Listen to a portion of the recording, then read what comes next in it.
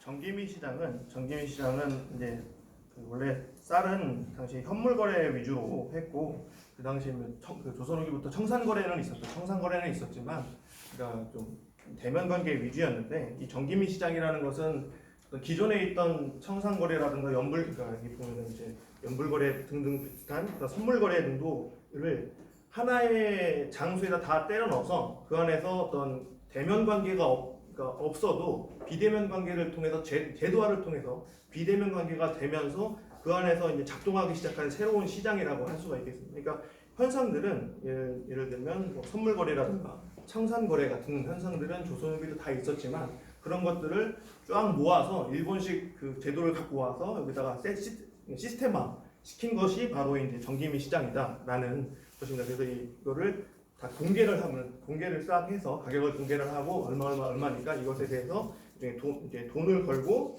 그거에 대해서 대가를 받는 이런 식의 작동을 하는 그런 과정을 거친 것이다라는 거고요.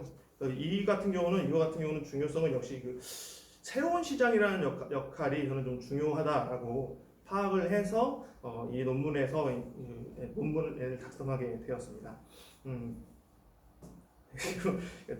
굉장히 난삽한 글이고 제가 좀 수정을 더 많이 했어야 되는데 수정을 잘 못하는 바람에 선생님께서 이제 읽는데 굉장히 괴로우셨을 거라고 저는 생각이 들고요. 그런 부분에서 좀 더 앞으로 더 수정을 해서 이 글이 좀 더 좋은 글로 될 수 있도록 그랬습니다. 선생님 토론이 굉장히 이제 좋은 부분을 많이 지적을 해주셔서 그런 부분이 충분히 반영을 하도록 노력을 하겠습니다. 여기서 첫 번째 이제 1번, 2번 같은 경우가 이제 서론에 대한 질문인데요. 그러니까 이 중에서 이제 왜 미국 시장에 주목을 해야 되는지, 왜 이 정기시장이 중요한지에 대해서는 이제 아무래도 당시에 이제 세계 체제에 본격적으로 이제 우리나라가 접속을 하게 되면서 이때 되면은 이제 국제분업 체제가 만들어지고 그 국제분업 체제에 우리나라가 이제 들어가는 그런 현상에서 가장 첨단에서 만나는 지점이 바로 이 미국 시장이었다라고 볼 수가 있겠습니다. 왜냐하면 당시 이제 개항기 조선 같은 경우는 그 이제 곡물의 공급자로서 그 세계 시장에 접속을 하게 되면서 가장 어떻게 보면 자본주의가 처음 시작하고 발생하고 이루어지는 공간이 바로 개항장의 이제 미국 시장. 그러니까 미국 시장이고 그 중에서도 개항장의 미국 시장이고 그 중에서도 정기미 시장이 어떻게 보면은 첨단에 있다라고 어떤 그런 의미가 있을 수 있고요.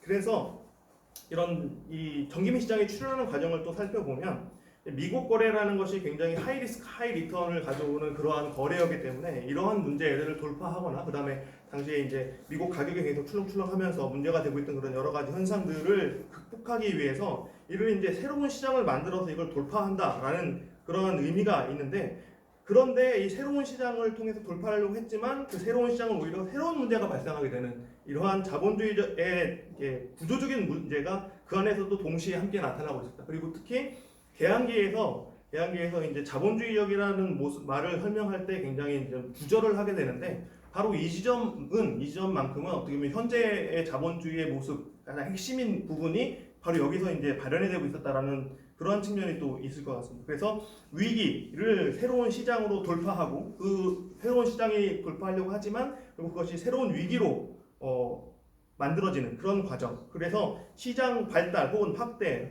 그런 것들이 어떤 글을 통해서 발생하는 문제들이 있다라고 그런 부분에서 좀 이제 이 논문의 의미를 좀 찾아보려고 하겠습니다. 이 부분은 선생님 말씀하신 대로 서론 그리고 결론 부분에 이런 내용들을 충분히 정리를 해서 좀 잘 써보도록 하겠습니다. 다음으로 이제 세 번째인데요. 이 부분 같은 경우는 3-1번 같은 경우에는 이 부분은 이 기존 연구에서 이제 좀 있어서 제가 좀 생략을 한 부분인데 이 부분도 기존 연구를 충분히 검토를 해서 정리를 해서 반영을 하고 또 추가되는 사항이 혹시 제가 있으면 그 부분도 하도록 하겠습니다. 3-2번 그와 관련해서 조금 설명해 줄 수 있으시면. 아무래도 이 부분은 이제 일본 상인들이 이제 그 인천에서 이제 미국 거래를 할 때 당시에 이제 그 미국 거래라는 것들이 기존의 그 미국 세미 운송을 그대로 따라오게 되면서 인천에 어떻게 보면 당시에 가장 많은 미국이 모일 수 있는 그러한 구조가 형성돼 있었고 그리고 자본이라든가 이런 것들이 많았기 때문에 미국 상들이 많이 모이게 되는데 거래를 하다 보니까 이들이 오사카 시장과 연결 속에서 거래를 하는 과정에서 굉장히 이 미가가 너무 요동을 치게 되니까 그것을 막기 위해서 이것을 전기미를 한번 도입을 해서 가격을 평준화시켜 보자라는 취지로 이제 그것을 설립을 하게 되고 그것을 이제 일본 상인들이 다 상인회를 중심으로 이거 진행이 되었던 것 같습니다. 그 중에는 주요 인물이 바로 이제 아까 말씀드렸던 이제 가쿠 에이타로 같은 경우가 주요 인물로서 어떤 전기미 시장의 설립에 굉장히 이제 앞장서게 된 그러한 인물이라고 할 수가 있을 것입니다.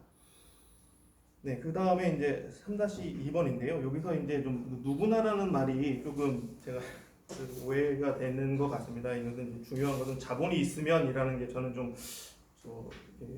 중요하다고 생각해서 쓴 건데요. 왜냐하면 이것은 어떤 자산이 자본화되는 현상을 굉장히 자극하는 그러한 요소가 있다라고 생각을 합니다. 그러니까 기존의 어떤 조선의 부자들, 그러니까 자본가들이라고 할 수 있는 사람들이 이 자산이 있지만 그 자본화시키는 과정이 굉장히 부족해서 그것들이 이제 시장으로 오게 되면 더 많이 이제 자본주의화라는 그런 진행이 될 텐데 그런 것들이 이제 촉발이 되고 자극이 되는 그러한 요소로서 이제 그 전기미 시장이 비대면 관계를 통해서 자본이 있는 사람은 와서 거래를 하게 되고 누구나 이제 인천에서 올 수만 있다는 하는 그런 모습이 좀 이제 주목을 해야 된다라는 좀 생각을 했었고요.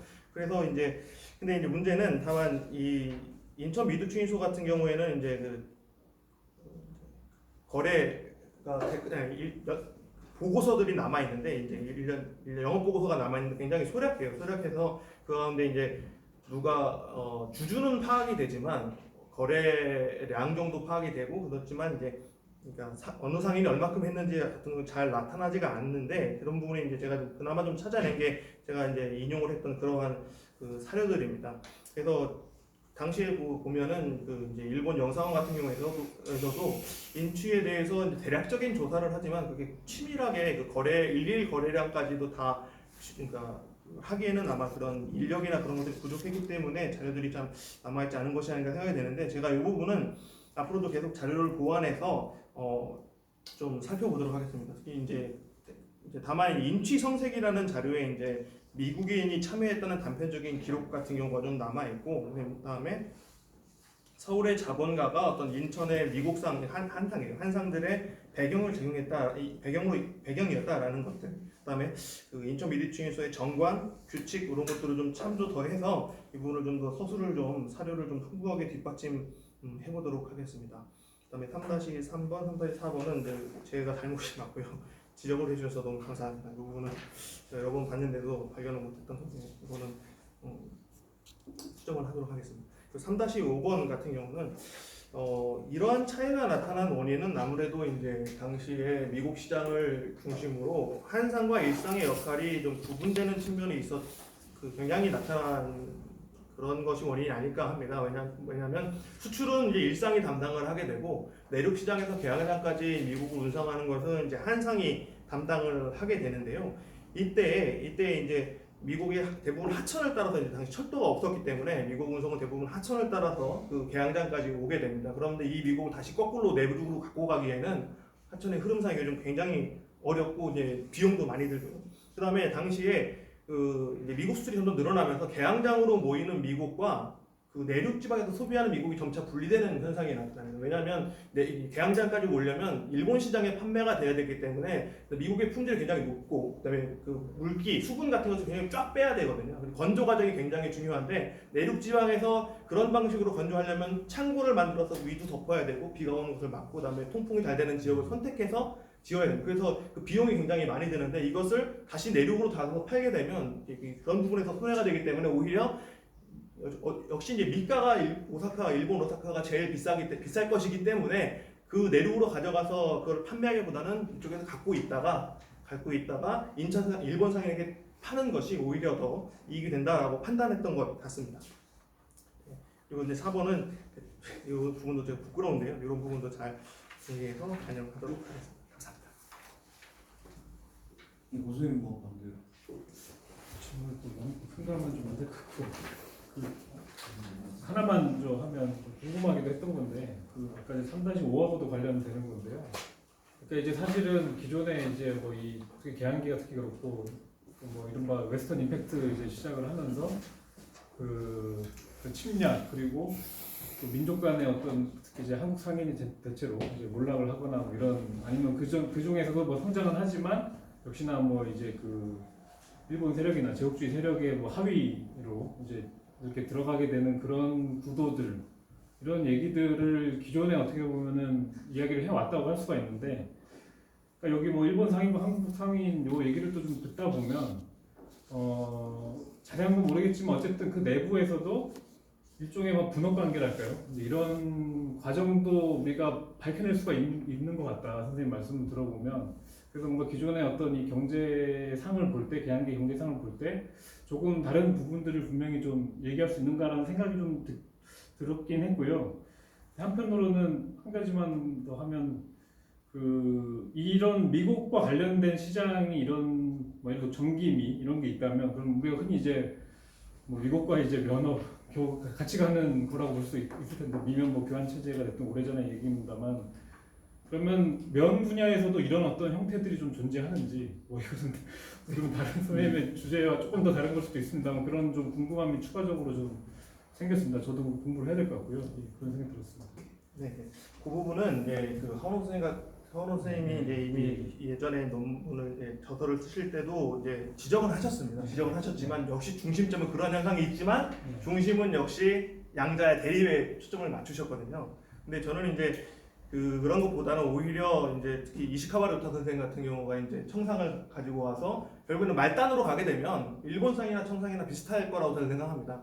말단으로 들어가서 지역에 들어가게 되면 그 지역에 아는 사람이 아무도 없기 때문에 당연히 그 안에서 그 지역의 객주 혹은 상인과 거래를 통해서야만이 직접 농민 혹은 그 지역의 시장들에서 미국을 구입할 수 있는 이런 현상들이 광범위하게 있거든요. 그런 측면에서 그 1905년 이전 최소한 1905년 이전까지는 이런 분업 구조가 나름대로 돌아가고 있었다라고 보고 이제 1905년이 넘어가게 되면은 이제 일본이 아예 그런 거류지 제한 같은 게 사라지게 되고 철도가 만들어지게 되면서 훨씬 더 깊숙한 곳까지 일본 상인들이 쭉 들어갈 수 있기 때문에 그런 것들이 이제 그 차이가 있고 또 하나는 이제 각 지역별로 차이가 있는데요. 이게 부산 같은 경우는 이제 하지연 선생의 연구 같은 경우가 있는데 그 지역 같은 경우는 내륙 지역까지도 이제 부산 상인들이 돈을 줘가지고 한상을 통해서 구입하는 게 있어서 여기 어떻게 보면 그 그러니까 빚이라고 할까요? 채무 관계가 굉장히 광범위하게 형성이 돼 있으면서 일본 상인이 좀 더 깊숙이 들어간 반면 군산 혹은 인천 지역 같은 경우에는 일본 상인들이 그렇게 안쪽으로 침입하지 못하는 그러한 어떤 이게 일본 상인들의 그 차이라고 할까요? 개항장마다의 일본 상인들의 특성 같은 것도 약간은 좀 있습니다. 그래서 이 부분은 좀 더 깊숙이 봐야 되고 특히 이제 저 같은 경우는 이제 박사 논문에 잠깐 썼지만 이런 어떤 한상과 일상의 구분도 중요하지만 더 중요한 것은 거대 자본과 중소상인 아니면 그 밑에 이제 그 정말로 이제 보찜 장사로 걸어 다니면서 쌀 장사를 하는 그런 상인들의 그 차이도 혹시 봐야만이 좀 더 이제 집중할 수 있는 게 자본의 어떤 제가 이 부분을 좀 말씀드리기가 좀 이렇게 좀 조심스럽긴 한데요. 기존의 계양기 연구는 어떻게 보면은 제국주의에 대한 어떤 반대라고 해야 되나? 제국주의에 의한 지배의 특성을 굉장히 중요하게 다루었지만 저 같은 경우는 시장에 의한 지배가 오히려 현대 사회에서 더 중요하지 않을까라는 생각에서 그것을 이제 계양기까지 출발점으로서 이 계양기를 좀 보면서 쭉 연결시켜 보겠다라는 그런 생각을 했고요. 아까 하나 뒷부분 뭐였죠? 두 번째. 말씀. 면허 부분은 이제 그 부분은 제가 이제 아직 연구를 못해서 이제 제가 이제 이 미국 시장이 끝나면 다음으로 이제 소비 시장으로서 면포 시장을 좀 보려고 했거든요. 이거는 이제 수출 시장이고 수입 시장으로서 면포 산업을 좀 보고 싶었는데 다만 이제 제가 사료를 보면서 느끼는 거는 면포 시장 같은 경우에는 이런 게 있습니다. 면포 같은 경우에는 당시에 어떤 사람들의 생활 문화 수준과 굉장히 밀접한 관계가 있어요. 그래서 특히나 어떤 행사에는 어떤 식의 면포를 꼭 입습니다. 그 면포로 된 옷을 입어요. 그래서 일본 제품이 아무리 좋더라도 만약에 이제 결혼식을 할 때 입는 어떤 그러한 면에는 어느 시점에 핫한 곳이 많이 돼요. 예를 들면 이게 되는 건 아니지만 어느 지방에서 만들어진 제품을 입어야 되는 그러한 어떤 문화적인 어떤 그런 그러니까 어떤 재래 혹은 예식 문화 그러니까 생활에서 요즘에도 좀 있지 않습니까? 어떤 거 할 때는 뭐 예를 들면 뭐 안성맞춤이다라는 말이 있듯이 어떤 제품을 썼을 때 가장 좋다. 이런 것들이 개항기에서도 굉장히 남아 있어서 특히 원산 같은 경우에는 인천을 통해서 이제 영국산이랑 일본산 면포가 쭉 들어와서 그것이 원산으로 수입이 되지만 거기서는 여전히 토포가 굉장히 이제 사람들의 인기가 있어서 일본 상인들이 자신의 상표를 떼가지고 이것을 한국 면포인 것처럼 파는 그런 경우가 있었다고 하거든요. 그런 측면을 충분히 감안해야 이제 특히 이제 소비 시장 같은 경우는 그런 부분을 좀 감안하는 특성이 있어야 될 것 같다라는 생각을 하고 있습니다. 예, 이상입니다. 네.